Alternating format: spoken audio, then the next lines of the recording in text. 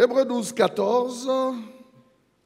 Recherchez la paix avec tous et la sanctification sans laquelle personne ne verra le Seigneur.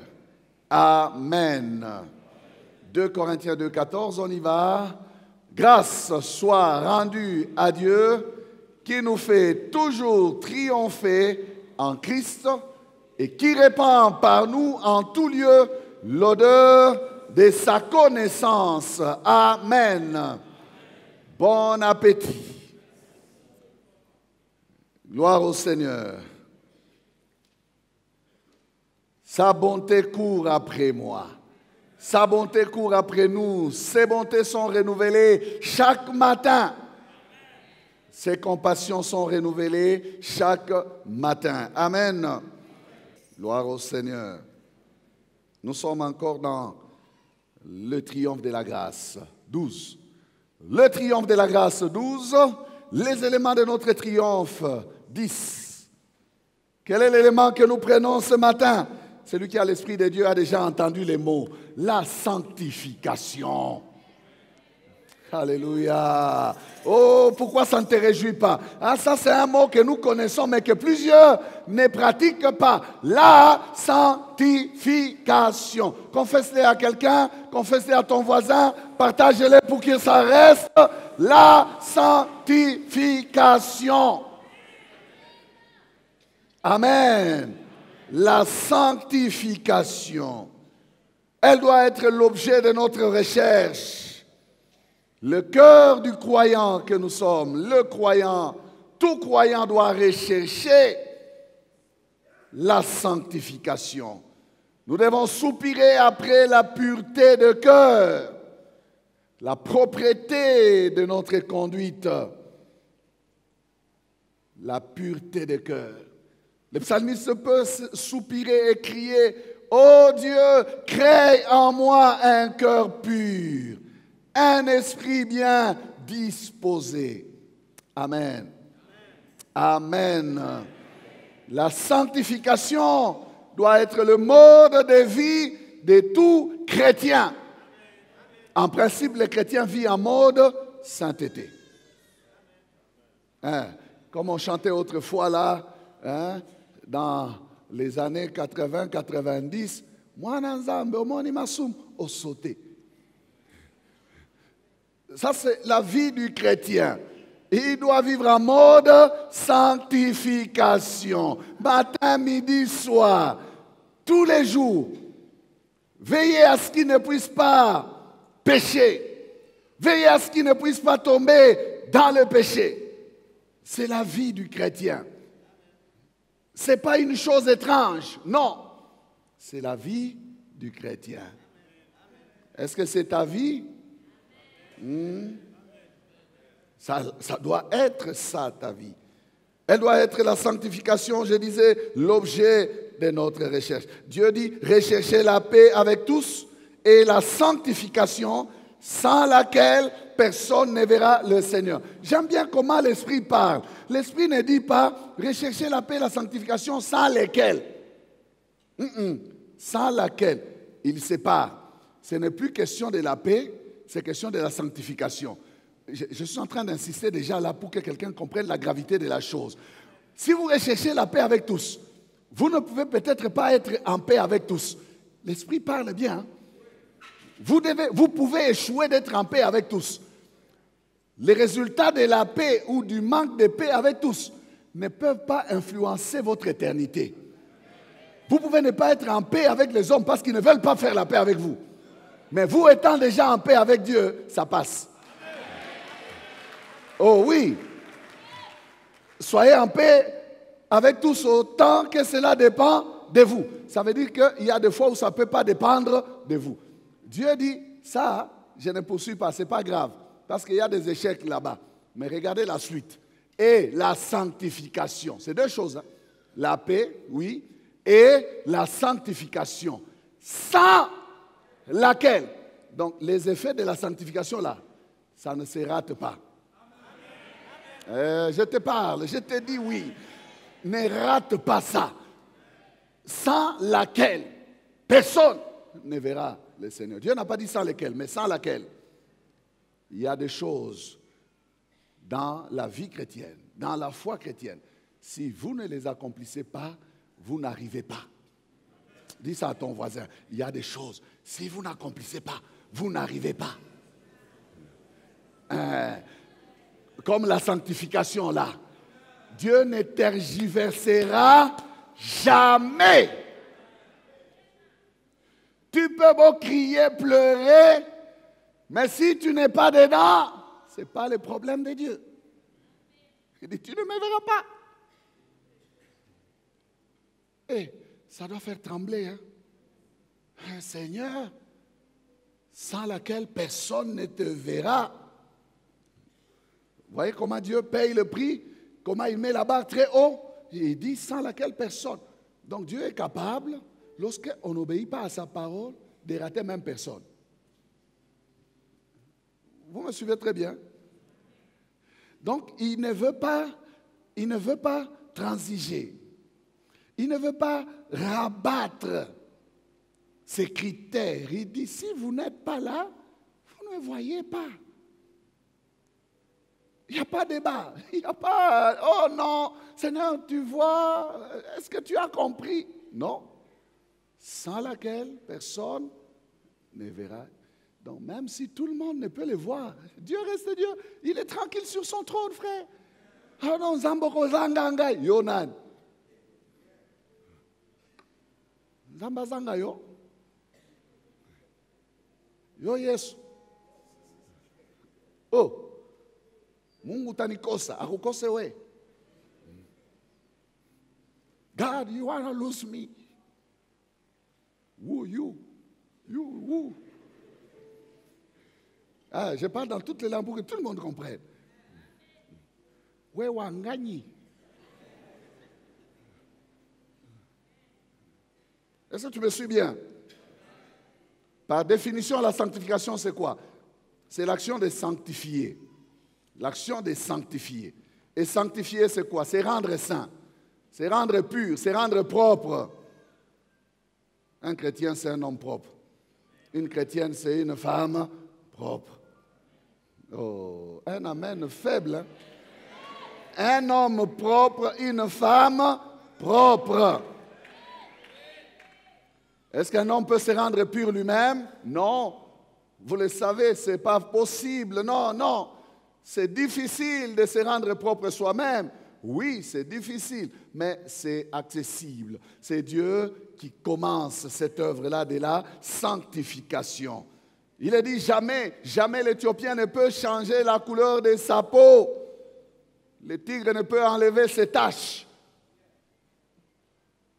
Mais la grâce de Dieu, frère, la grâce de Dieu est puissante.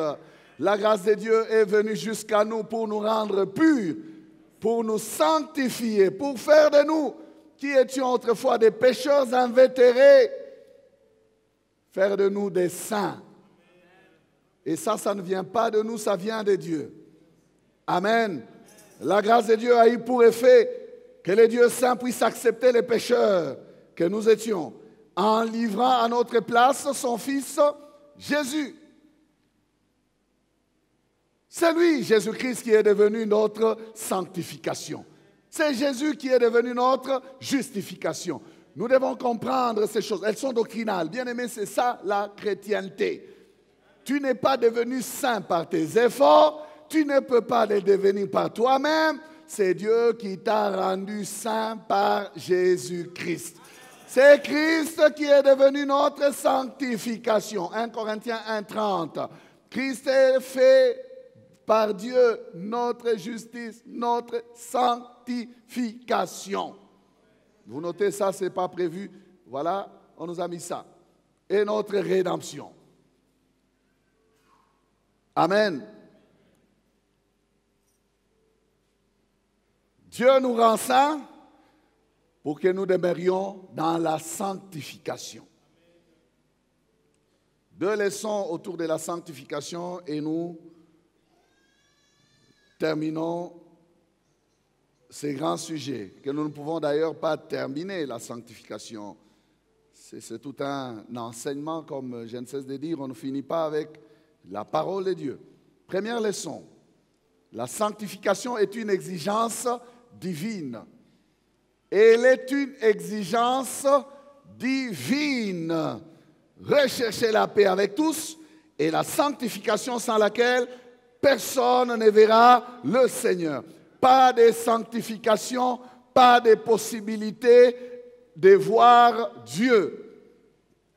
Tu veux voir Dieu? Sanctifie-toi. Beaucoup de personnes pensent que ce verset est au futur, parce qu'il est au futur, effectivement. Mais j'aimerais vous dire que ce verset nous dit aussi des choses concernant le présent. Ce matin, tu ne peux pas voir Dieu si tu n'es pas sanctifié. En fait, ça ne dit pas seulement des choses concernant la conclusion, mais ça nous dit aussi des choses présentes. Les yeux de Dieu sont trop purs pour voir le mal. Personne, s'il ne se sanctifie, ne peut les voir. Personne. Chaque fois que nous nous approchons de Dieu, nous devons nous sanctifier. Amen. Nous devons nous sanctifier. Donc je peux dire que voir Dieu, dont les versets nous parlent, n'est pas à la fin du monde seulement. Personne ne verra le Seigneur, mais personne ne peut voir Dieu même maintenant. Vous n'entrez pas dans sa présence lorsque vous êtes impur. Vous ne pouvez pas entrer dans sa présence lorsque vous êtes impur. Voir Dieu, personne ne verra. Vous voyez, voir Dieu, le voir, pas seulement l'adorer, le contempler, mais le voir dans ses œuvres, le voir dans sa bonté, le vivre au quotidien, marcher avec lui. C'est fait avec la sanctification. Même si tu ne me dis pas Amen, c'est vrai. Chaque fois que nous nous approchons de Dieu, il nous faut nous sanctifier. Amen. Et d'ailleurs, le mécanisme est clair. Dieu ne laisse personne pénétrer dans son sanctuaire par ses propres voies. Non. Nous avons une libre entrée par le moyen du sang de Jésus. Vous voyez déjà le secret de Dieu, comment il le veut à ce que ce soit que la pureté qui se tienne devant lui. Si tous ceux qui l'approchent, si tous ceux qui pénètrent son sanctuaire doivent passer par le sang, ça veut dire qu'ils sont couverts par le sang. C'est Christ qui a fait notre sanctification. C'est Christ qui est notre justification. Quand Dieu nous reçoit, il nous reçoit, bien-aimés, couverts par le sang de Christ. Ce qui fait que Dieu ne reçoit que des saints devant lui. Oh, ça devait nous réjouir, ça. Ça devait nous réjouir. Ceux qui pénètrent son sanctuaire ne sont que des sanctifiés, des saints. Il n'y a personne de souillé qui peut se tenir devant Dieu. Amen. Et Dieu est un grand stratège. Quand Élie pleure pour dire « je suis resté seul », Dieu dit, je me suis réservé 7000 qui n'ont point fléchi les genoux devant Baal. Donc j'ai encore d'autres adorateurs. Élie, ne t'inquiète pas pour ça. Je sais comment m'arranger. Vous ne les connaissez pas, mais moi je les connais. Et vous ne les voyez pas, mais moi je les vois. Et Dieu veut des personnes qui ne fléchissent pas les genoux devant Baal.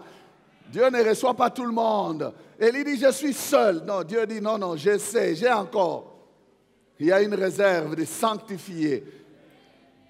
Amen. Voir Dieu dans ma vie dépend de ma sanctification. Voir Dieu dans mon travail dépend de ma sanctification. Voir Dieu dans mes affaires dépend de ma sanctification. Voir Dieu dans mes études pour les étudiants dépend de ma sanctification. Voir Dieu dans mon ministère dépend de ma sanctification. C'est lié. Je ne peux pas voir Dieu en étant pécheur. Non. Non. C'est une exigence de Dieu. Voir Dieu dans mes combats dépend de ma sanctification. Je veux triompher. S'il me faut triompher, il faut que je sois sanctifié. Alors lorsque les combats s'élèveront contre moi, lorsque les guerres, ou la guerre, ou les combats, ou les les difficultés de toutes sortes s'élèveront contre moi, c'est par rapport à mon approche de Dieu. Parce que je suis proche de Dieu, je suis avec Dieu. Si Dieu est pour nous, qui sera contre nous? Il faut que je me rassure de ma sanctification. Si je suis close, proche de Dieu, toujours victorieux, toujours triomphant. Je vous ai dit ici que nous sommes dans une équipe terrible, frère. Vous savez que notre équipe, c'est l'équipe de qui perd gagne. Même lorsque nous semblons perdre, mais si nous sommes avec Dieu, c'est une victoire. Parce que Dieu change, et Dieu change même nos défaites en victoire. On pouvait penser que Joseph était fini. Mais écoutez la conclusion de sa vie. Vous m'avez voulu du mal, mais Dieu l'a changé en bien. À cause de quoi? La sanctification de Joseph. Joseph savait se sanctifier, il savait se garder, vivant au milieu des pécheurs de l'Égypte. Il a refusé la mentalité de l'Égypte parce qu'il savait que Dieu avait un projet avec lui. Des hommes qui ont des destinées savent se garder. Ils ne se vendent pas pour peu de choses. Ils le tiennent. Les femmes qui ont des destinées savent se garder. Elles ne se livrent pas pour le lait de beauté. Parce que tu as une destinée. Tu as un avenir fait d'espérance. Tu as un avenir glorieux. Comment pécherai-je? Cet homme, ce jeune homme pouvait dire, comment pécherai-je? Comment commettrai-je un si grand mal? Non, moi, je crains Dieu. Est-ce que quelqu'un comprend que c'est la suite du message de la crainte de Dieu?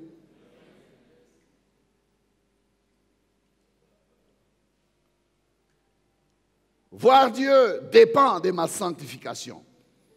Dieu exige la sanctification. Il dit dans 1 Pierre 1, 15 à 16, « Mais puisque celui qui vous a appelé est saint, vous aussi soyez saints dans toute votre conduite. Selon qu'il est écrit, vous serez saints car je suis saint. » Nous devons être saints dans toute notre conduite. Ça veut dire qu'il n'y a aucun aspect qui ne doit être mis de côté. Tout doit être affecté par notre sanctification.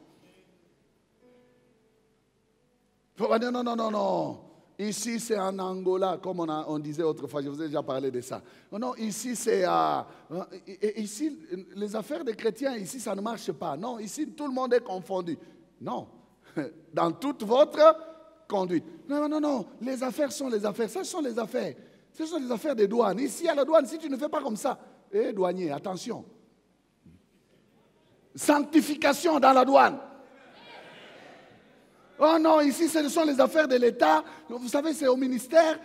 Non. Dans toute votre... Est-ce que je parle aux chrétiens? Dans toute votre conduite. Parce que celui qui vous a appelé est saint, vous aussi soyez comment? Saint. Alors, il y a des gens qui vous disent, soyons saints. Saint. Saint. Qui peut être saint? Oh, il n'y a personne qui est saint. Nous sommes des pécheurs. Nous sommes des pécheurs. Ça, ce sont des échappatoires des hommes. Nous sommes des pécheurs, frère. Personne n'est saint.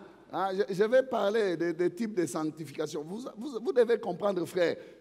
Vous devez comprendre. C'est une exigence divine. Est-ce que Dieu peut nous exiger quelque chose que nous ne saurons pas faire? Non. Il dit, vous aussi soyez saints. Est-ce que Bassan ou Bazao? Pourquoi pas Batakatifu? Les saints, ce ne sont pas ceux qui ont fait des exploits et qui ont terminé la course. Saint Balthazar. Les saints, ce sont ceux qui sont vivants et qui marchent avec Jésus-Christ. Oh, les saints de la parole éternelle. Les saints. Lisez bien votre Bible. Les épîtres étaient écrits aux saints. Les saints qui sont à Éphèse. Les saints qui sont à Corinthe. Paul appelle les Corinthiens des saints. Pourtant, il y a une impudicité telle qu'elle dépasse l'impudicité de chez les païens. Pasteur, tu commences à encourager l'impudicité à l'église. Non, je ne dis pas ça. Je ne dis pas ça. Certains d'entre eux commettaient L'impudicité, est-ce qu'ils étaient des saints? Non. Mais l'Église, là, s'était constituée des sanctifiés. Amen. Je suis en train d'utiliser cet argument pour vous dire que des gens imparfaits, Dieu leur a donné la sainteté des positions.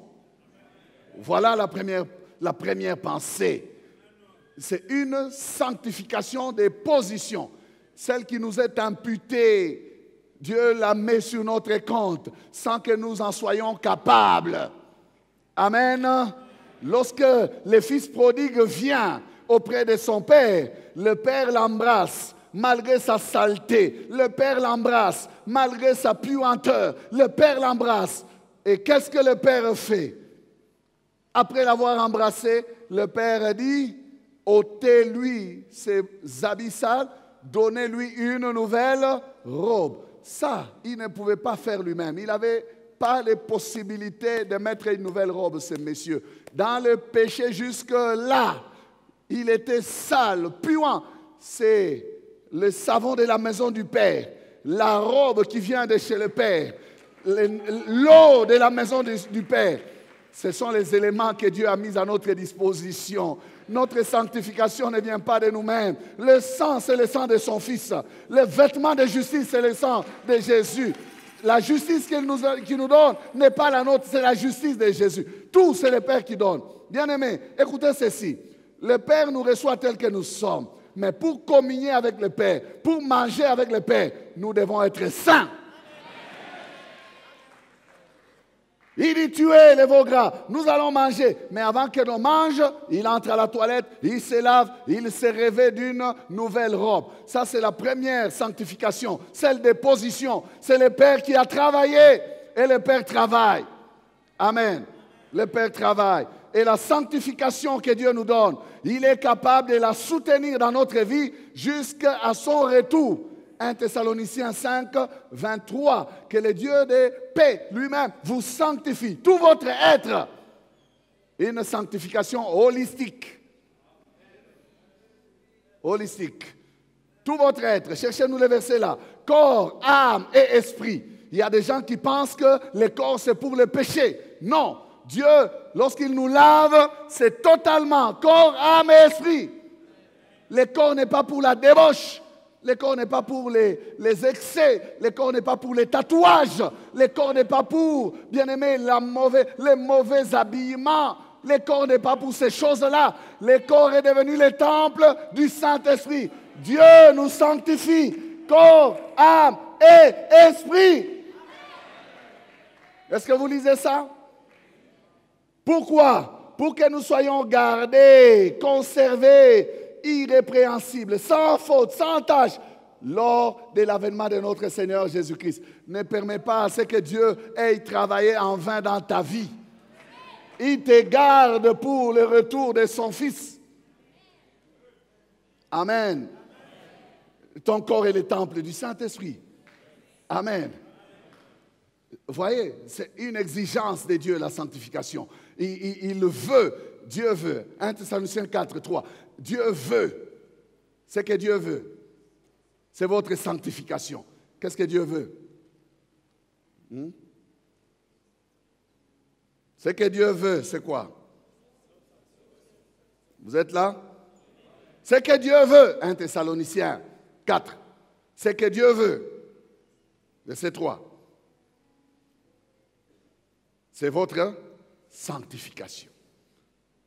C'est que vous vous absteniez de l'impudicité. C'est que chacun de vous sache posséder son corps dans la sainteté et l'honnêteté. Le corps intéresse Dieu. Amen. Le corps ici, notre corps, intéresse Dieu. Et l'impudicité a pour usage de souiller le corps. N'est-ce pas? Et le verset 4 dit, c'est que chacun sache posséder son corps. Frère, tu es frère. Tu dois apprendre à bien posséder ton corps. Sœur, tu es sœur.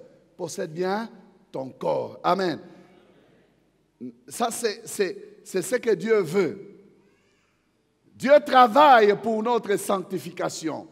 Il nous donne donc la sanctification des positions. Nous sommes des saints.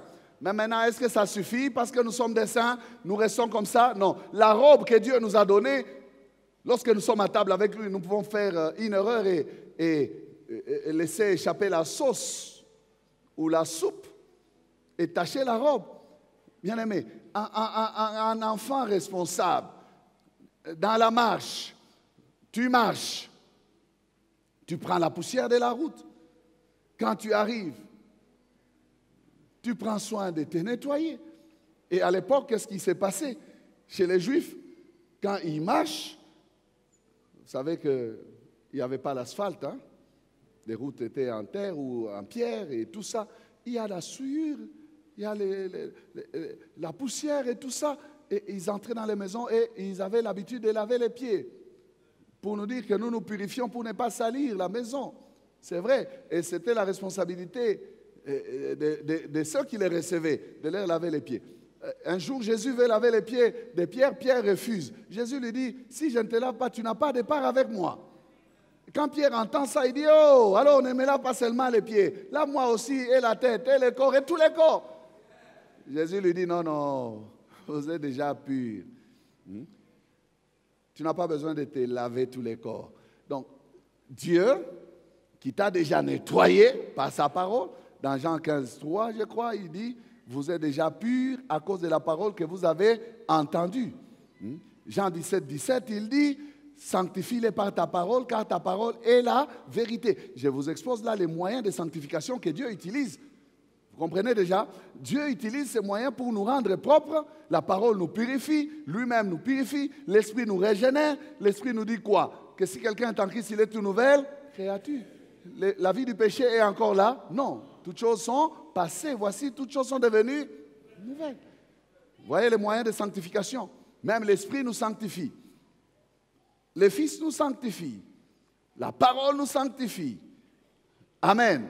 Le Père nous sanctifie lui-même. Tout notre être, holistiquement, totalement, tout l'être, tout l'être. Alors, qu'est-ce que nous avons comme responsabilité? La sanctification des positions, c'est la part de Dieu. Mais la sanctification de la marche, que nous appelons la sanctification progressive, c'est la part de l'homme. Ça, c'est notre part. Parce que je disais ici, un chrétien, il est saint, quand il voit le péché, il fait quoi? Il saute. En sautant, peut-être qu'il n'est pas souple, il peut piétiner. Mais quand il piétine, qu'est-ce qu'il fait? Il ne marche pas heureux parce qu'il a piétiné la boue. Non, il cherche un coin. Il enlève. Il vérifie. Il enlève. Il vérifie. Pour bien marcher. Hein, frère, tu dois apprendre ça. Sanctification.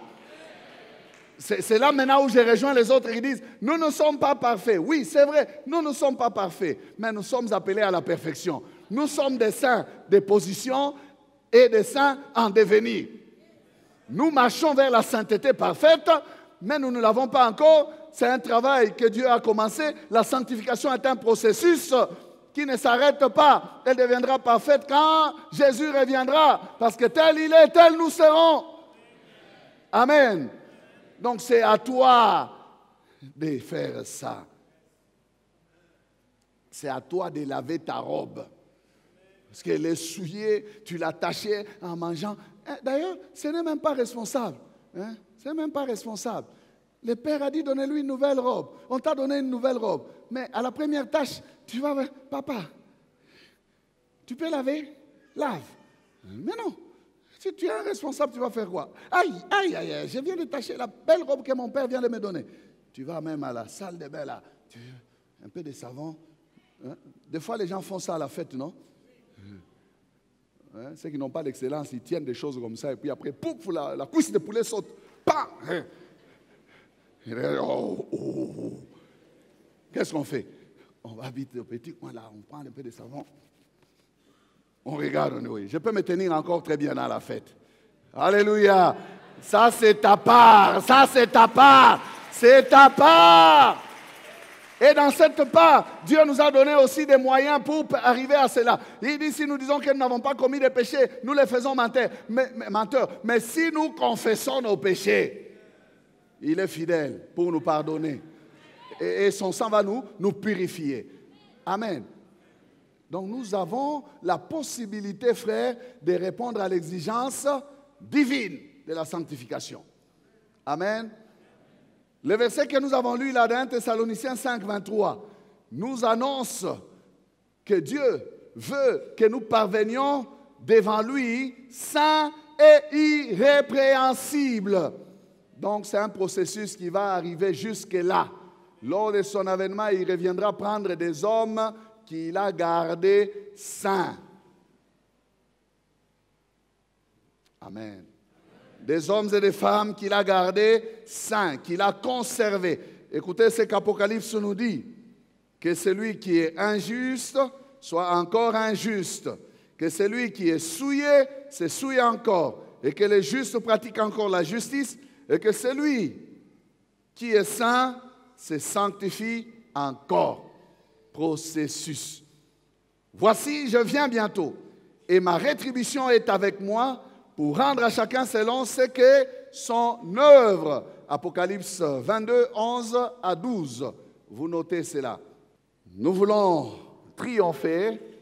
Nous devons savoir que ça marche avec la sanctification. Amen. Ce processus est entamé par la sanctification des positions que Dieu nous octroie. Nous la poursuivons dans la sanctification de la marche progressive et en définitive, nous deviendrons saints dans la perfection.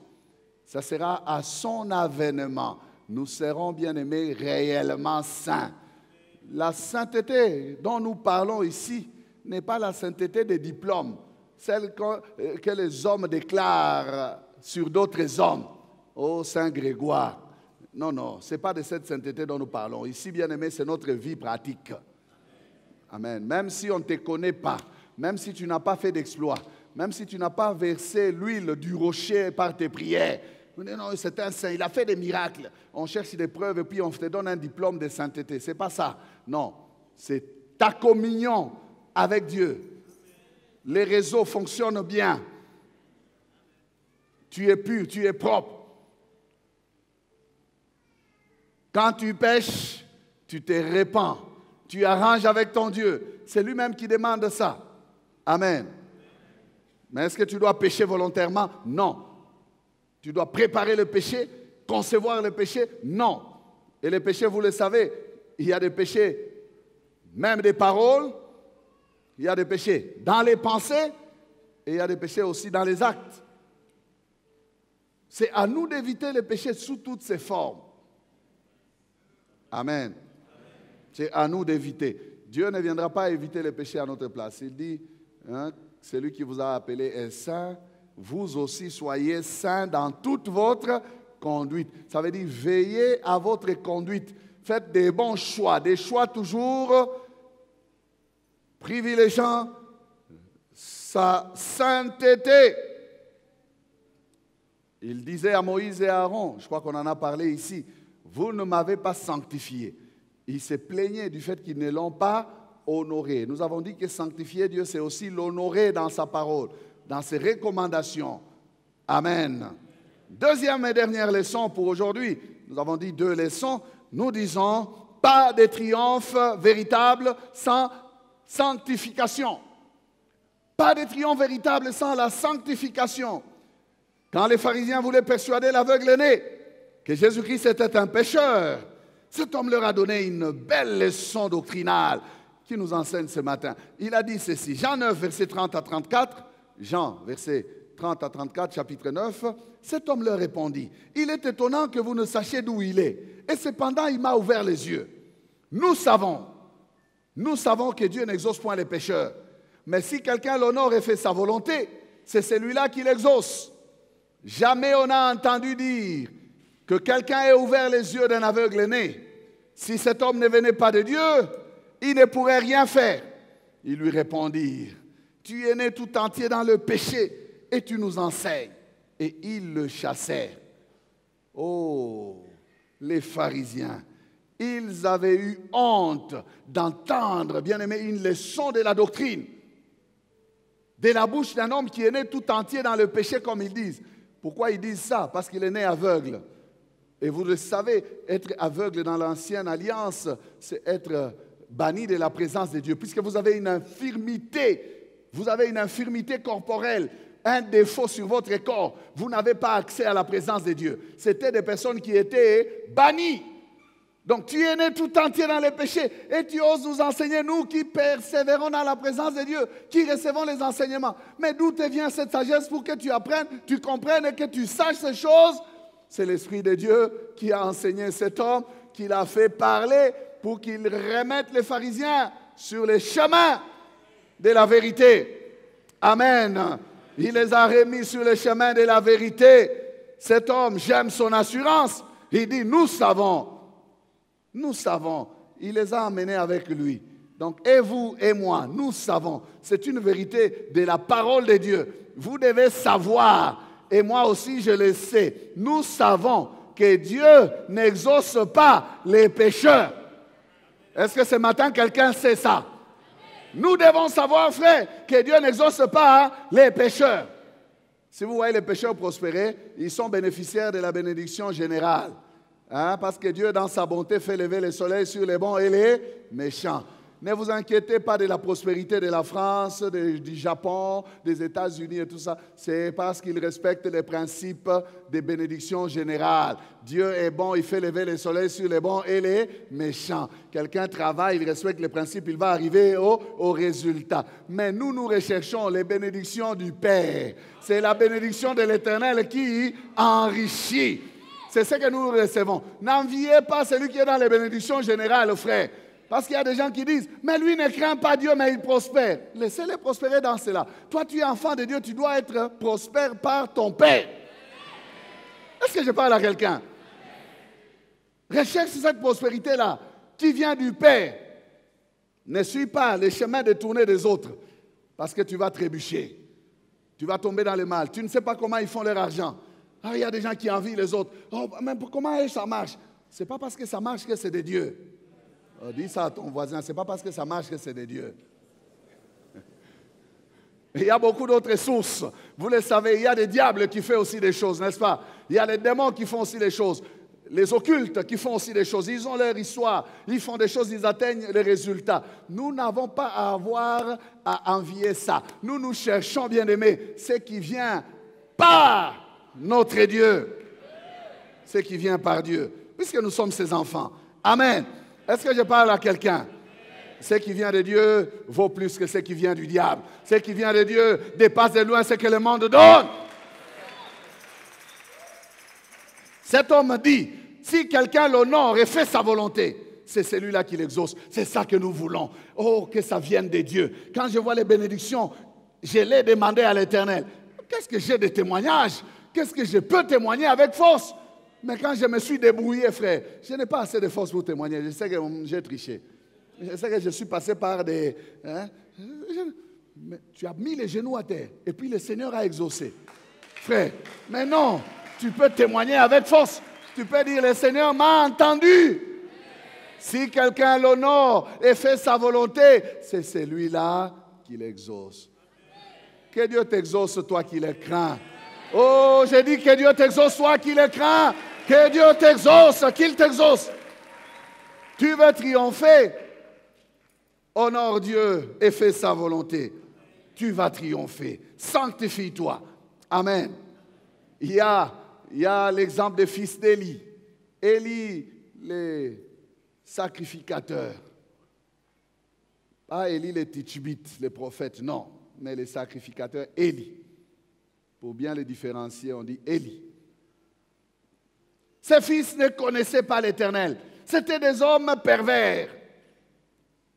Fils des sacrificateurs qu'ils étaient, ils servaient au temple. C'était eux qui devaient être les remplaçants de leur père. Mais comme ils vivaient dans le péché, Dieu va les confondre. Élie avait reçu beaucoup de remarques, de sérieuses remarques venant de Dieu. Il disait, tu crains tes fils plus que moi. Dieu disait à Élie cela. Tu crains tes fils plus que moi. Pourquoi tu ne les reprends pas? Pourquoi tu ne les corriges pas? Élie était devenu faible par rapport à ses fils. Ses enfants méprisaient les offrandes de Dieu. Avant même qu'on ait offert à Dieu son offrande, eux, ils prenaient déjà leur part. Or, c'est après qu'on ait présenté l'offrande à Dieu que les sacrificateurs devaient avoir sa part. Mais ils disaient, donne maintenant. Si tu ne donnes pas maintenant, je prends avec force. Et ils prenaient des choses avec force. La Bible dit qu'ils couchaient même avec les femmes qui venaient au temple. Quelle souillure, quelle vie de péché. Et vous avez des gens comme ça à l'église, hein?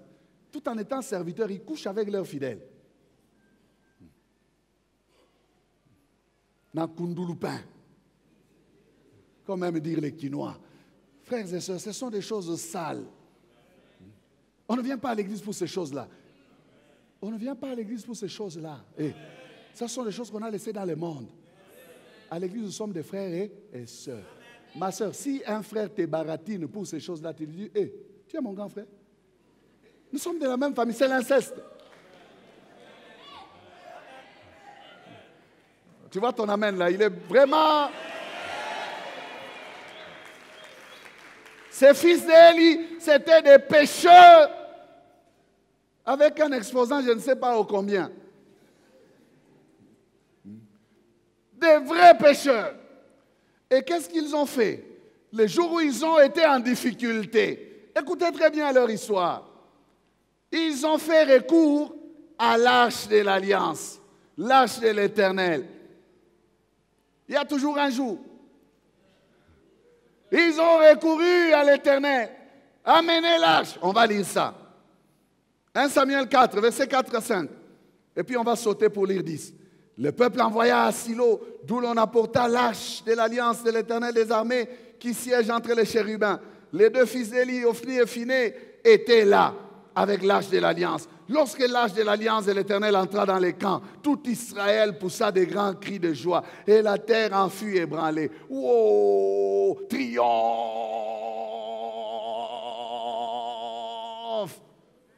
Hein? Et l'arche était là, mais le triomphe n'était pas là. Versets 10 et 11. Les Philistins livrèrent bataille. Nous avons sauté l'endroit où les Philistins se sont encouragés pour dire, Philistins, nous devons combattre et nous défendre, sinon les Hébreux là, les Israélites là, vont en finir avec nous, ils vont nous terminer. Les Philistins livrèrent bataille et Israël fut battu. Chacun s'enfuit dans sa tente. La défaite fut très grande et il tomba d'Israël 30 000 hommes de pied. 30 000 hommes de pied.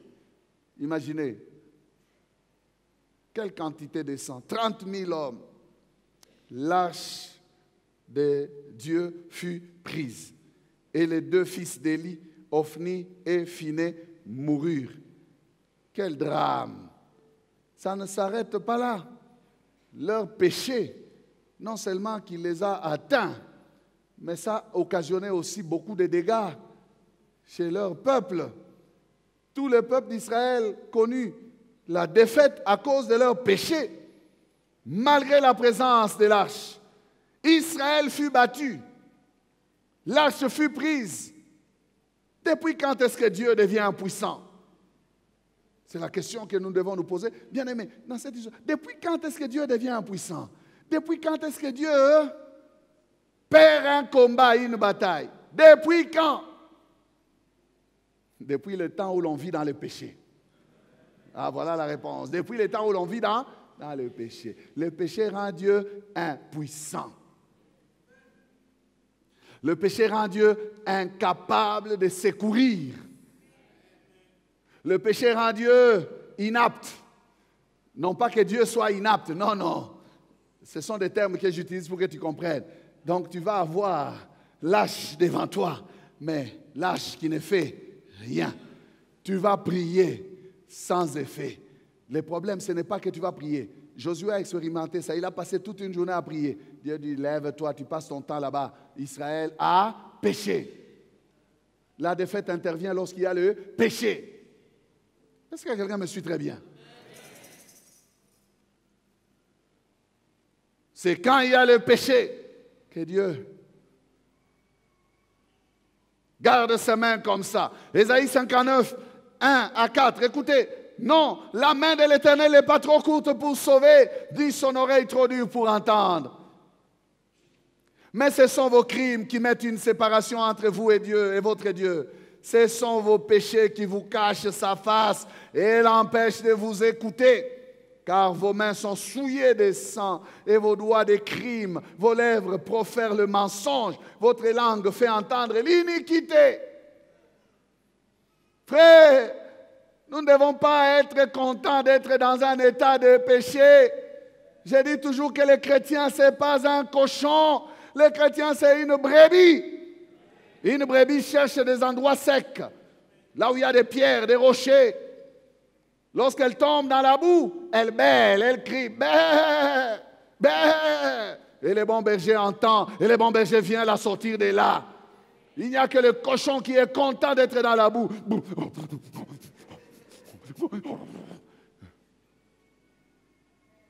Tu n'es pas un porc. Et la Bible dit que la truie lavée s'est vautrée encore dans le bourbier. Le chien est retourné à ce qu'il a vomi. Tu n'es pas un chien, tu n'es pas un porc, tu es une brebis. Une brebis, ça bêle. Ce matin, j'aimerais que quelqu'un puisse bêler pour sortir de cet état-là. Frère, la main de Dieu n'est pas courte. Tu peux condamner Dieu. Et tu dis, oh Dieu ne m'exauce pas. Mais examine-toi. L'oreille de Dieu n'est pas dure pour entendre, il entend. Non, non, non, ça fait longtemps, depuis que j'ai pris. Tu pries dans quel état? Dans un état de sanctification? Ce matin, je te donne les secrets pour l'exaucement rapide. Sanctifie-toi. Amen. Sanctifie-toi. L'arche fut neutralisée par le péché des fils d'Élie. Dieu refusa de sauver son peuple. Pas de triomphe pour les pécheurs. Dieu n'exauce pas les pécheurs. L'homme ne doit pas traiter avec Dieu comme on traite avec les fétiches. Il y a des gens qui pensent que l'arche est là, c'est fini, le combat est gagné. Non. Est-ce que tu es en communion avec le Dieu de l'arche? C'était ça que le fils d'Élie n'avait pas. Il n'était pas en communion avec le Dieu de l'arche.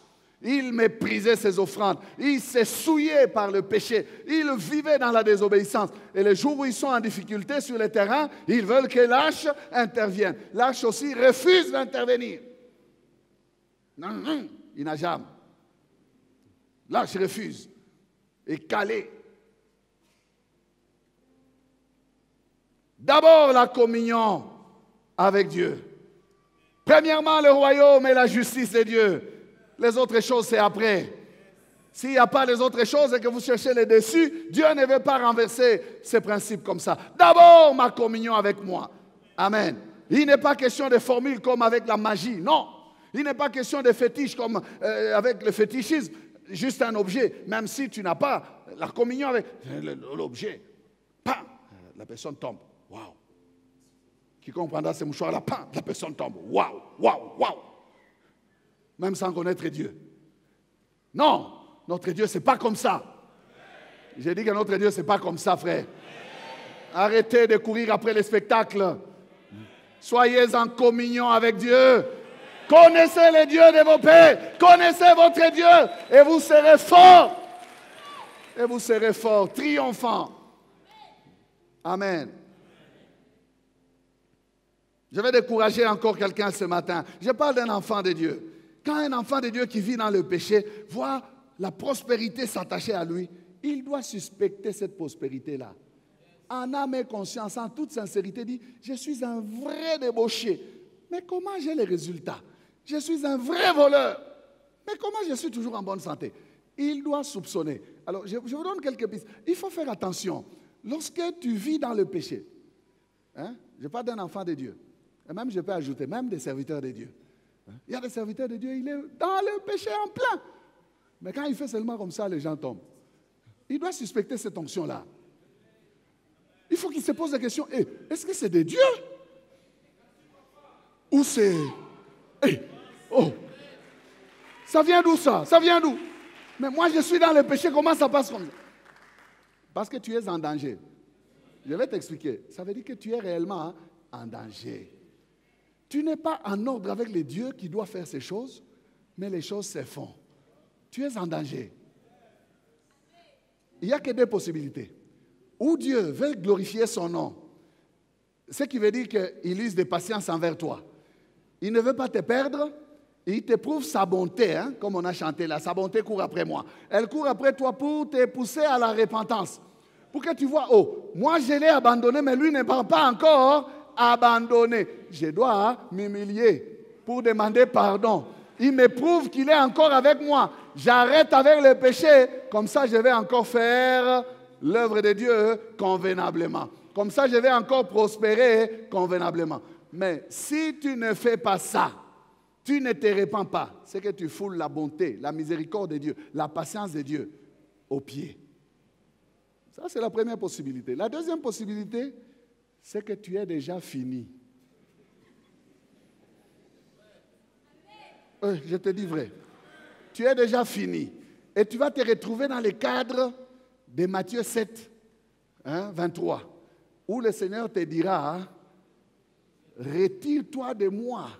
Je ne t'ai jamais connu. Toi qui vis dans l'iniquité. Tu vas te retrouver dans ça. Eh, mon frère, ça fait trembler. Alors je leur dirai ouvertement. Vous voyez, Jésus ne cache pas. Je leur dirai ouvertement. Si vous lisez les versets qui sont avant, c'est ces versets qui sont intéressants. Ils ont dit, Seigneur, n'avons-nous pas fait des miracles par ton nom?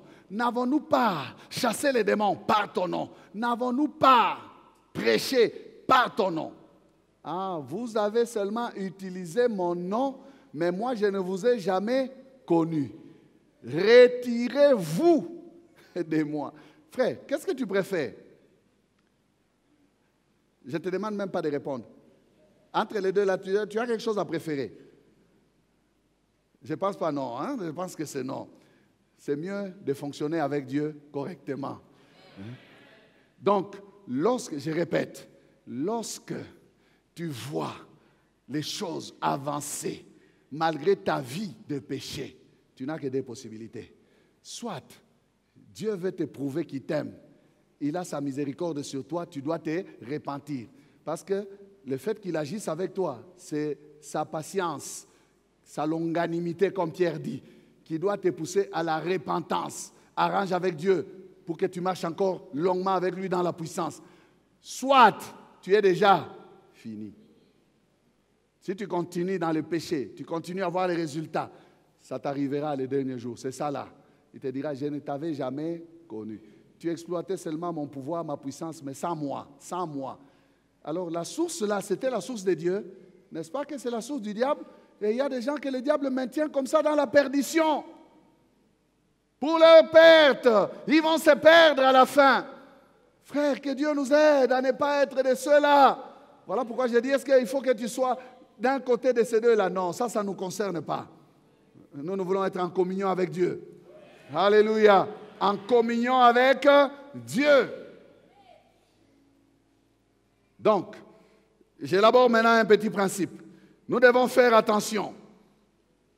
Ne nous fions pas et ne nous confions pas dans les résultats, dans les miracles, sans la sanctification. Parce que Dieu respecte sa parole. Amen. Si ton péché ne semble pas te disqualifier maintenant, alors il t'attend à la fin. Il te disqualifiera pour l'éternité. Il te fermera la porte du ciel. Amen. Tu t'habitues, oh, dans les péchés, ça marche. Je vais faire encore, ça marche toujours. Ça marche encore. Ça va te frapper sans te prévenir. Si tu meurs dans cet état-là, c'est que c'est le péché-là, il va te fermer la porte. Il t'attend là-bas. Il te fermera la porte du ciel.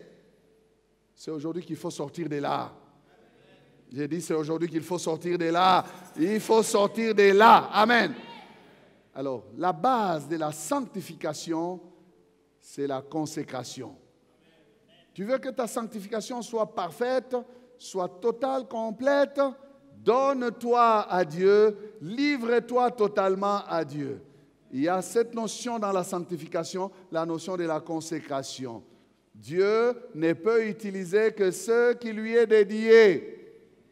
Ce qui est à lui totalement. Si tu te donnes Tu te soumets. Tu te consacres. Consacrer, c'est rendre sacré. C'est dédicacer pour un usage sacré, pour la gloire de Dieu, pour que Dieu puisse nous utiliser. Donc je me donne à toi totalement, Seigneur, je t'appartiens. C'est comme ça que tu vas apprendre à te sanctifier. Parce que lorsque tu t'es déjà donné à Dieu, tu vis maintenant pour Dieu. Tu ne peux plus vivre pour toi-même. Tu ne peux plus satisfaire les désirs de la chair qui crient en toi. Tu vas les étouffer, tu vas dire non, non, moi je dois craindre qui? Dieu. Je vis pour Dieu. J'appartiens à Dieu. Et le souverain sacrificateur, et le sacrificateur portait une tiare sur laquelle il était gravé sainteté à l'Éternel. Donc c'était des personnes qui appartenaient totalement à Dieu. 2 Timothée 2, 21, si donc quelqu'un se conserve pur, en s'abstenant de ces choses, il sera un vase d'honneur, sanctifié, utile à son maître, propre à toute bonne œuvre et capable de triompher. Ça, c'est moi qui ajoute. Si donc quelqu'un se conserve pur, ça c'est la consécration, tu te gardes, tu vis, tu seras un vase d'honneur, sanctifié. Vous voyez la base de la sanctification, la consécration. Et ce vase sera utile au maître, propre à toute bonne œuvre, dont les triomphes. Pour conclure, j'ai dit, recherchons la sanctification sans laquelle personne ne pourra triompher. Baissons la tête.